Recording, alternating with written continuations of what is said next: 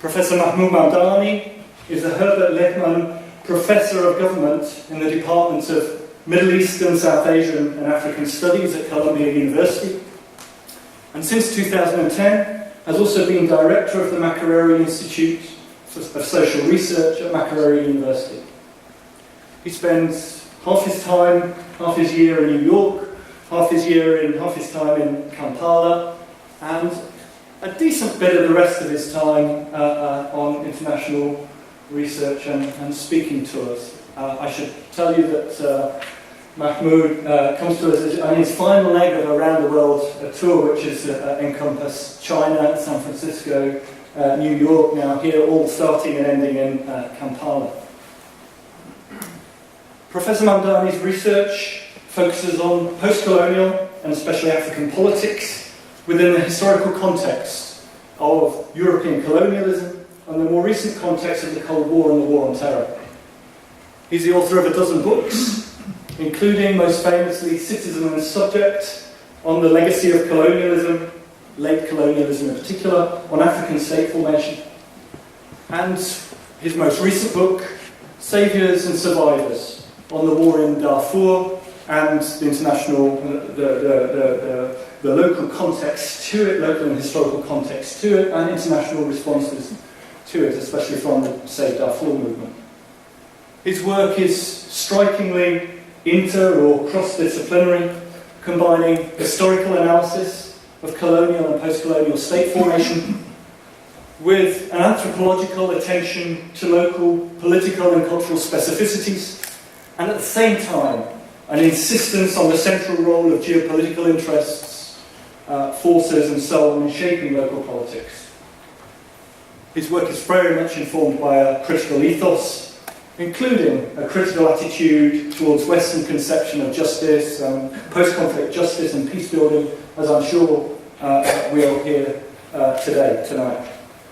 And he's a politically engaged academic, indeed public intellectual, including over the last couple of years through his participation in the African Union's Commission of Inquiry on the violence in South Sudan.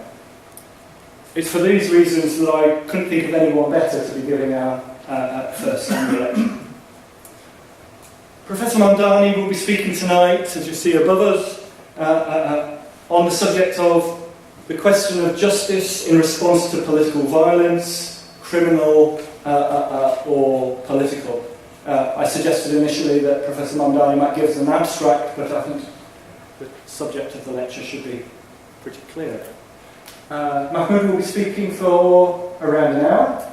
Then there'll be time for Q&A. We'll finish 7 o'clock max if Mahmood lasts till then, given the round the world tour.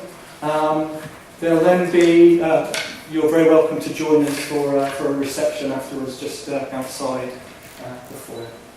Mahmood.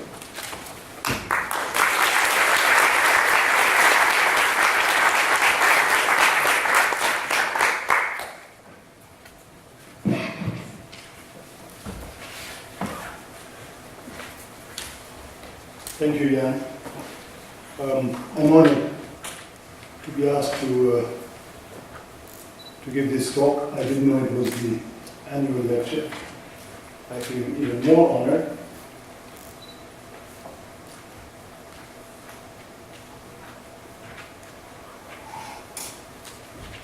There's been a radical shift in the past half century of how we tend to think of justice. In the period of the Cold War, justice was presumed to be social justice. After the Cold War, the mainstream thinking of justice has shifted, and justice is now considered the same as criminal justice. There is a literature associated with each school, with these two notions of justice. When it comes to justice as social justice, the literature draws its inspiration from the era of revolution, in particular the Russian and the Chinese Revolution, rather the revolutions that punctuated, in Hobsbawm's words, the long 20th century. When it comes to justice as criminal justice, this point of view is anchored in another historical context, one defined by the Holocaust and Nuremberg trials that followed.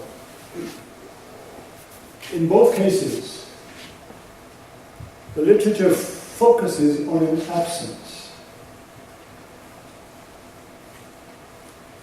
It tells us very little about what has happened. The focus is on what did not happen. In one case, the literature is Marxist, and the argument focuses on the failure to make a social revolution. The left laments the absence of social justice in post-independence Africa. Probably the best example of this is a series of books written by the Canadian academic John Saul. Saul has gone from one country to another, from Tanzania to Mozambique to Angola to Namibia and then South Africa, writing more or less the same book,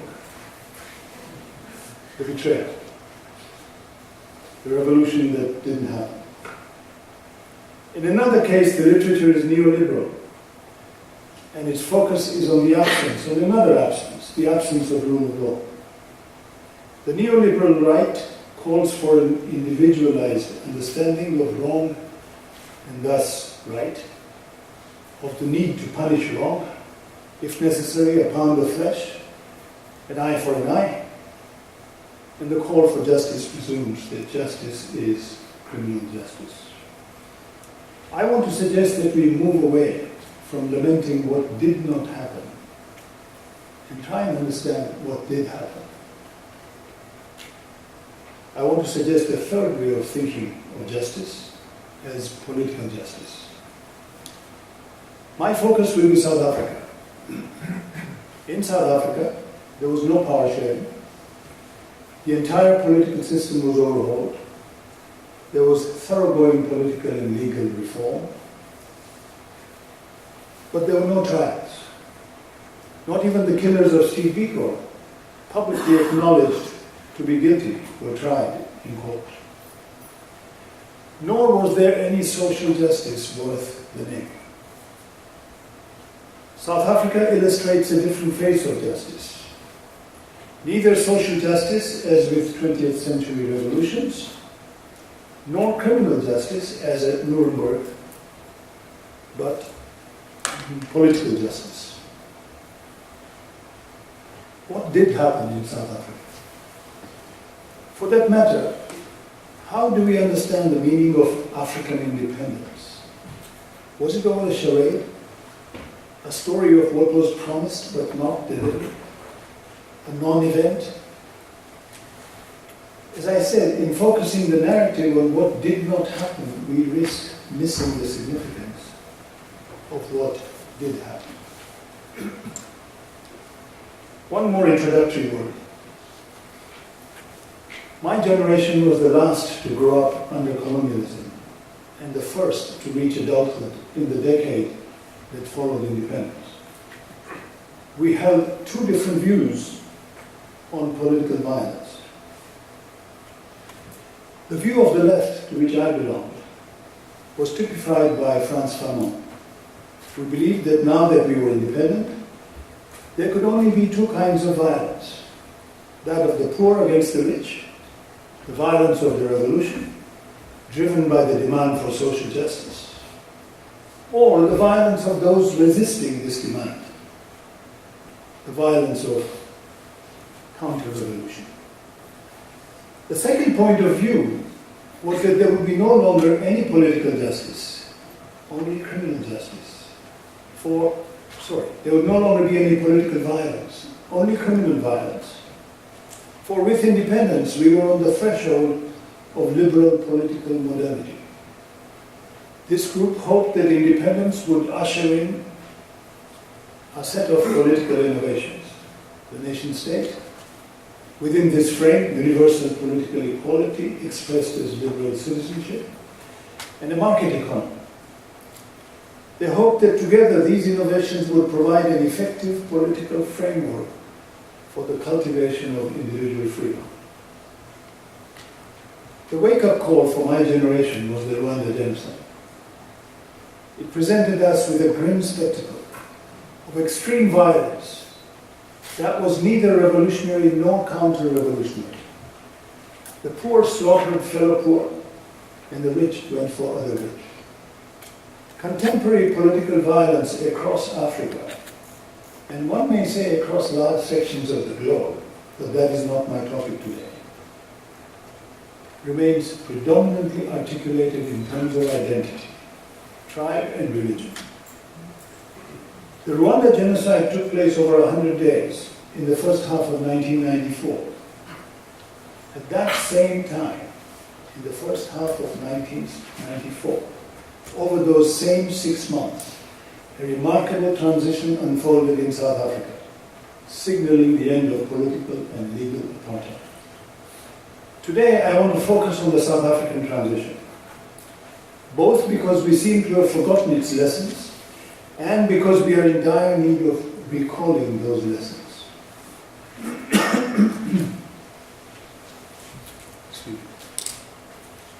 How should we think of political wrongs? How should we think of human wrongs, and thus of human rights? The human rights movement has turned to Nuremberg as a founding narrative for answers to this question. The African experience provides us with a second and a very different founding narrative. The founding event of that narrative is the set of negotiations leading to the end of juridical and political apartheid, the negotiations known as CODESA. The difference between CODESA and Nuremberg is twofold. Whereas Nuremberg shaped the notion of justice as criminal justice, CODESA calls on us to think of justice primarily as political justice. Whereas Nuremberg has become the basis of a notion of victims' justice, I would argue as a complement to, rather than an alternative to, victors' justice. CODESA provides the basis for an alternative notion of justice, which I call survivor's justice. These then are my two principal theoretical concerns today: political violence and survivor's justice. I'll first deal with the question of political violence and then survivor's justice. What distinguishes political from criminal violence? The key distinction is qualitative. Political violence requires more than criminal agency. It needs a political constituency. More than just perpetrators, it needs supporters. That constituency, in turn, is held together and mobilized around issues. More than criminal violence, political violence is issue-driven. The distinction becomes clear if we contrast Nuremberg with CODESA.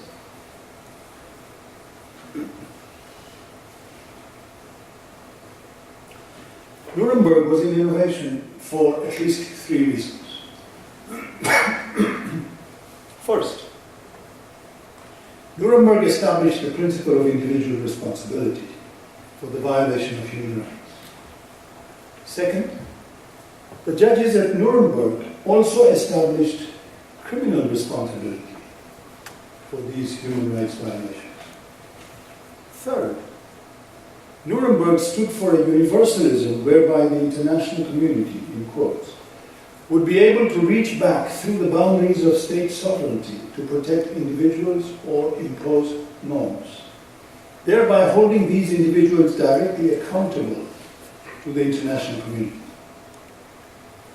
Nuremberg also functioned as part of a larger political logic shared by the victorious Allied powers. This was that winners and losers, victims and perpetrators, must be physically separated into different political communities. As they redrew boundaries and transferred millions of persons across borders. Allied powers carried out or sanctioned the most extreme ethnic cleansing in modern European history. By 1950, between 12 and 14 million Germans had fled or were expelled from East Central Europe. Historians consider this largest single forcible movement of any population in modern European history. German federal agencies and German Red Cross estimate that between 2 and 2.5 million civilians died in the course of these expulsions. Some writers have described this forced movement of population as population transfer, others as ethnic cleansing, and yet others as genocide. This, in turn, was part of a larger forced transfer of populations from Central and Eastern Europe, estimated at more than 20 million. Nuremberg is at once an example of victor's justice and a prototype of victim's justice. The possibility of justice, or victim's justice, flowed from the assumption that there would be no need for winners and losers to live together after victory. Perpetrators would remain in Germany and victims would depart for another homeland. The process culminated in the period after Nuremberg with the creation of the State of Israel, seen as a state for victims. The logic was the same. Yesterday's perpetrators and victims will not have to live together. There will be a separate state, Israel, for survivors. Indeed, post-Holocaust language reserves the identity survivors only for yesterday's victims. As in Israel, this is also the case in contemporary Rwanda. In both cases, the state governs in the name of victims. Let me contrast this with Codessa. The ground for Codessa was prepared by an acknowledgement by both sides that there would be no possibility of a Nuremberg-type justice in South Africa. The reason behind this cognition was political. The simple fact was that there was little prospect of ending the conflict in the short run. This was equivalent to both sides recognizing that their preferred option was no longer within reach. Neither revolution for liberation movements nor military victory for the apartheid regime was on the cards. If South Africa is a model for solving intractable conflicts, it is an argument for moving from the best to the second best alternative. That second best alternative was political reform. The quest for reform, for an alternative short of victory, led to the realization that if you threaten to put the leadership on either side in the dock, they will have no interest in reform. The consequence was a shift away from criminalizing or demonizing the other side to treating it as a political adversary. To criminalize is to exclude from the political process. To decriminalize an adversary is to include them in the political process. Its consequence was to displace the paradigm of criminal justice identified with Nuremberg. Criminal justice is exclusive. Political justice is inclusive.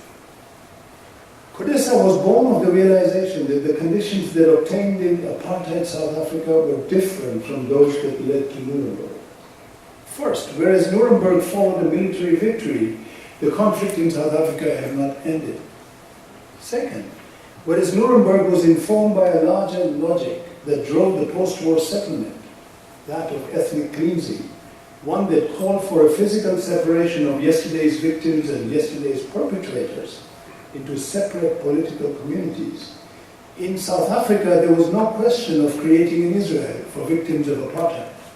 Instead, it was clear that victims and perpetrators, black and white, would have to live in the same country. Rather than put justice in the back seat, Codessa presents us with a radically new way of thinking about justice. It presents us with a double breakthrough. To begin with, Codessa distinguishes between different forms of justice: criminal, political, and social. It prioritized political justice, the reform of the political system, over the other two. The difference between political and criminal justice is twofold. One, political justice affects groups, whereas criminal justice targets individuals. Two, the object of criminal justice is punishment, that of political justice is reform. A shift of logic from the criminal to the political led to the criminalizing and legitimizing both sides to the conflict. The liberation movements, the ANC, the PAC, the Communist Party were all unbanned. The apartheid regime, the National Party, and even the highly secretive underground network known as the Broederbond also ceased to be treated as pariah by anti-apartheid activists. They agreed to sit down and talk with them. In decriminalizing and legitimizing opponents, CODESA turned enemies into political adversaries. In the process, CODESA also changed the goalpost. The goal was no longer the internment and punishment of individuals charged with so many crimes, but a change of rules that would include them and their constituencies into a reformed political community. It was a shift of paradigmatic significance. The paradigm shifted from one of victims' justice to that of survivors' justice, where the meaning of survivors changed to include all those who had survived apartheid. Yesterday's victims, yesterday's perpetrators, and yesterday's beneficiaries, presumed to be bystanders, all were treated as survivors. CODESA assembled in December 1991. This was not without a cost. Okay? It's the cost that I want to talk about now. CODESA assembled in December 1991 and broke up in May 1992, in less than a year.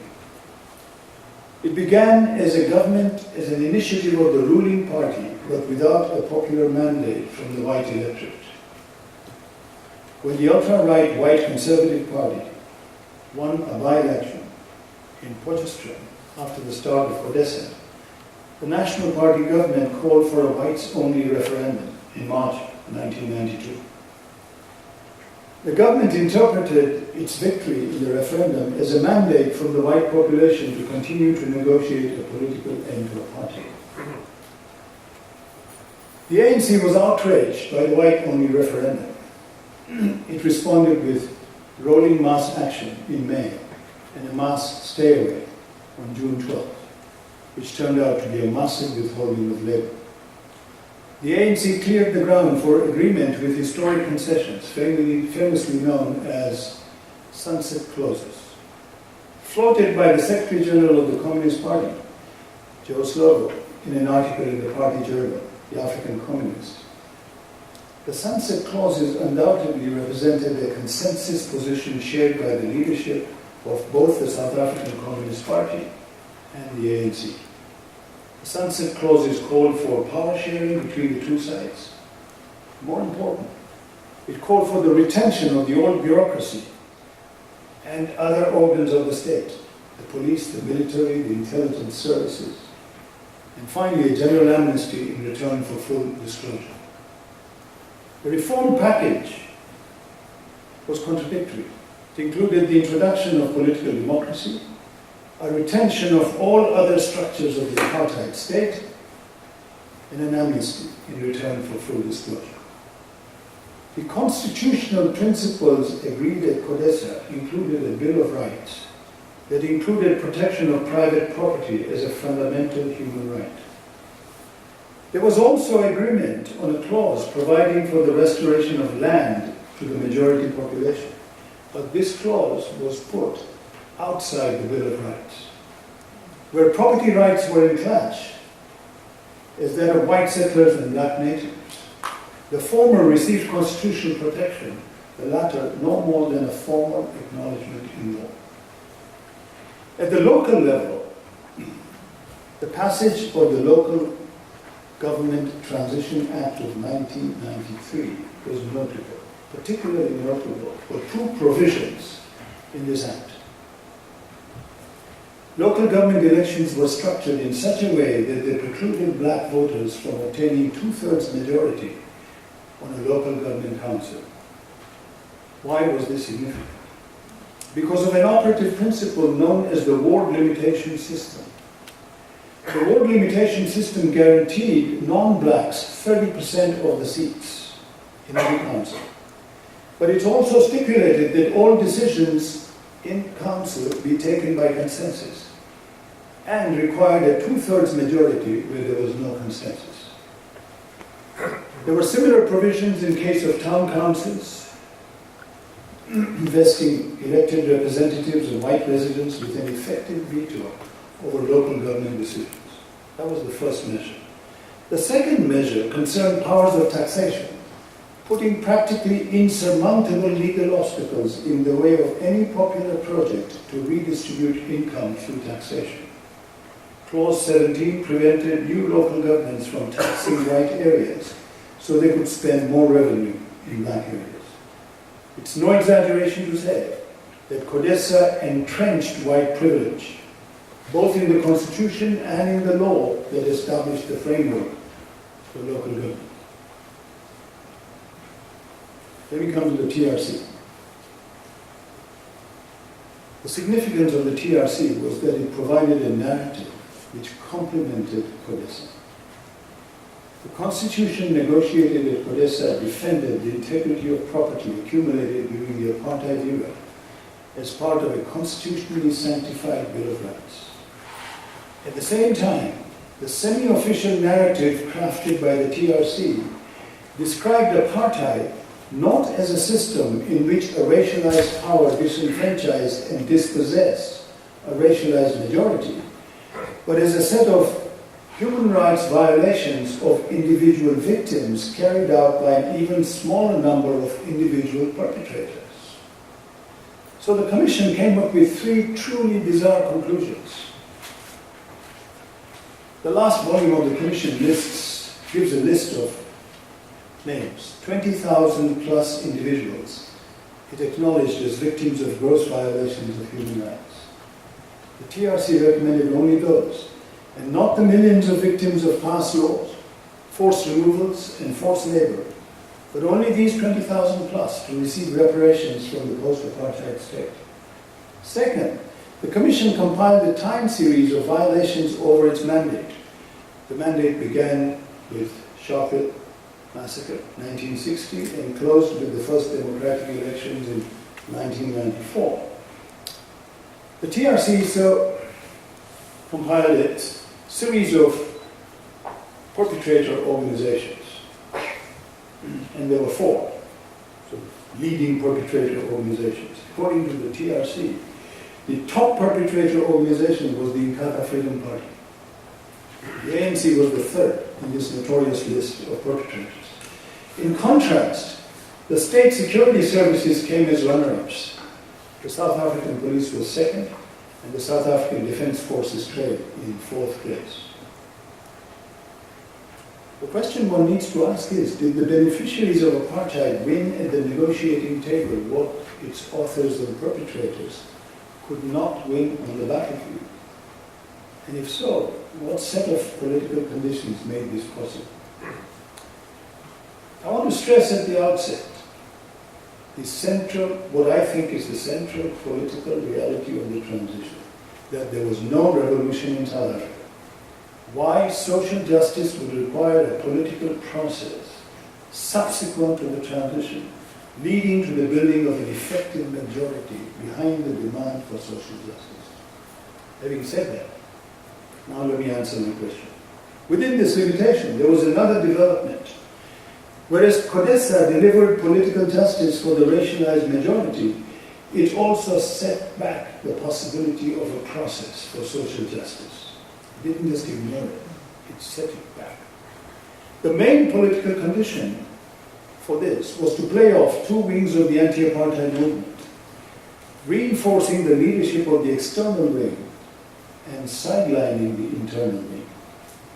The sufficient consensus crafted by the ANC and the NP during the negotiations stretched and strained the relation between the exile and the internal wings of the anti-apartheid opposition.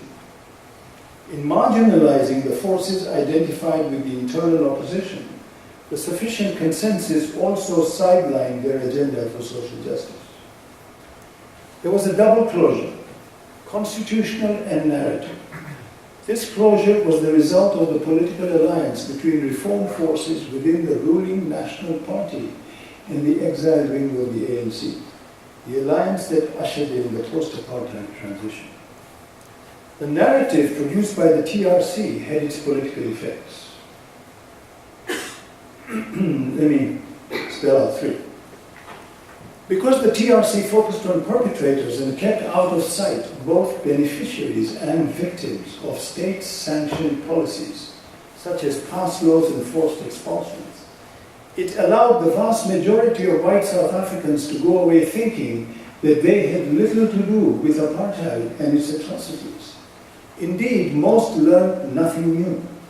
The alternative would have been for the TRC to educate white South Africans that no matter their political views, whether they were for, against, or indifferent to apartheid, aware of its actions or not, they were all, without exception, its beneficiaries when it came to the residential areas where they lived, the jobs they held, the schools they went to, the taxes they did or did not pay, the cheap labor they did or did not employ, and so on. Educating ordinary South Africans, black and white, about everyday apartheid and its impact on the life chances and circumstances of generations of South Africans would have brought home one lesson, that the political justice that had delivered an end to juridical and political apartheid was unlikely to hold in the absence of social justice. In the end, the TRC ignored lived apartheid, which would have made sense of the lived experience of the vast majority of South Africans and given them dignity. In sum, the TRC set aside the distinctive everyday violence of apartheid, the violence that targeted entire groups and that was central to realizing its political agenda. This is because the TRC understood violence as criminal and not as political, as driven by individual perpetrators and not groups of beneficiaries, as targeting identifiable individual victims and not entire groups. It focused on violence as excess, not as norm. It thus limited the criminal responsibility of individual operatives to actions that exceeded political orders, actions that would have been defined as crimes under apartheid law. In doing so, the TRC distinguished between the violence of the apartheid state, pass laws, forced removals, and so on, and the excess violence of its operatives. Because it did so, it was unable to achieve even that which Nuremberg did, to compile a comprehensive record of the atrocities committed by the apartheid state. This is why the TRC should be seen as a special court within the framework of apartheid law. One can draw many lessons for Africa from this.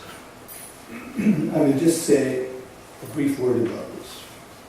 The choice is between a criminal process, whether in its mock version performed by the TRC, or in the strict version promised by the International Criminal Court. The choice is between that and a Codesa-style political process. To formulate this choice clearly, we need to theorize the South African transition and put it in the larger African context. We need to take a look at the few cases where we had success in bringing a halt to a civil war, no matter how unstable that halt. I'm thinking of the broad base in Uganda, then the end of apartheid, which came after that, and then the end of the civil war in Mozambique, and even Burundi. Most of it unstable. All happened before the ICC was set up. In all these cases, the accent was on the survivor, not on the victim. From this point of view, the survivor is not the victim who survived, but all who survived the civil war, whether victim, perpetrator, or bystander. The way forward, I argue, lies not with victims' justice, but with a more inclusive notion of survivor's justice. I want to close with some lessons for the contemporary human rights movement. The logic of Nuremberg flowed from the context of interstate war, one that ended in victory for one side, which then put the losers on trial. The logic of a court trial is zero-sum. You are either innocent or guilty. This kind of logic ill-fits the context of a civil war. Victims and perpetrators in civil wars often trade places in ongoing cycles of violence. No one is wholly innocent and no one is wholly guilty. Each side has a narrative of victimhood. Victim's justice is the flip side of victor's justice. Both demonize the other side and exclude it from participation in the new political order. A civil war can end up either as a renegotiated union or as a separation between states. The logic of Nuremberg drives parties in the civil war to a political divorce. The separation of yesterday's perpetrators and yesterday's victims into two separate political communities.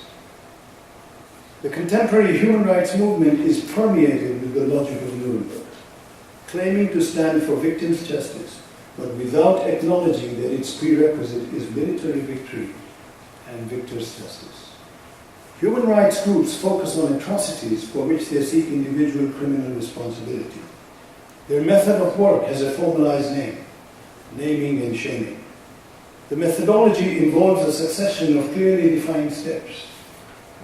Catalog atrocities, identify victims and perpetrators, name and shame the perpetrators, and demand that they be held criminally accountable.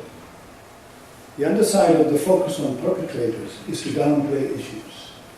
Read the field reports of Human Rights Watch or International Crisis Group, and you will find that except for a pro forma 1-2-page introduction on history and context, the focus is on naming and shaming. Indeed, context is considered a distraction from establishing the universality of human rights. To individualize violence by naming perpetrators and victims requires abstracting an event from its historical context of legalized and cyclical violence. The consequence is twofold. One, legalized violence, such as forced labor and mass dispossession, under the colonial state in Rwanda or the apartheid state in South Africa, falls outside the purview of this model of justice. And two, cyclical violence, such as the history of massacres in Rwanda and Burundi from 1959 onward, also falls outside of how justice is thought of in this model. If at all, they are acknowledged as contextual background, but not as structural causality. Political violence is seldom a standalone incident. It is usually part of a cycle of violence. This fact is obscured by the absence of a historical context. The more you downplay context, the more you tend to locate the motivation for violence in either the individual psychology of the perpetrator or in the culture of a group of perpetrators. The tendency to portray the perpetrator as the driving force behind the violence leads to freezing the two identities, victim and perpetrator, and to the assumption that the perpetrator is always the perpetrator and the victim is always the victim. The result is to exaggerate and demonize the agency of the perpetrator and sanctify and diminish the agency of the victim. The more depoliticized our notion of violence, the more the temptation to think of violence as its own explanation. From being a problem, violence also becomes the solution. The temptation is to think that eliminating the perpetrator will solve the problem. But instead of showing the way out of the dilemma, violence introduces us to a quagmire. It feeds the cycle of violence. I'm calling on us to move from a victim to a survivor narrative. A survivor narrative is less perpetrator-driven, more issue-driven. Atrocities become part of a historical narrative, no longer seen as so many standalone acts, but as parts of an ongoing cycle of violence. To acknowledge that victim and perpetrator have traded places is to accept that neither can be marked as a prominent identity. The consequence is to de-demonize and thus to humanize the perpetrator. I'm also calling on us to prioritize political justice over criminal justice. Political reform targets entire groups, not isolated individuals. Its object is not punishment, but a change of rules. Not state creation, but state reform. By turning its back on revenge, it offers the possibility of creating new communities of survivors. By focusing on the link between creating an inclusive political order and an exclusive rule of law, it calls for a deep reflection on the relation between politics and law. Let us remember that for all its shortcomings, the point of Codessa was not to avenge the dead, but to give the living a second chance. Thank you.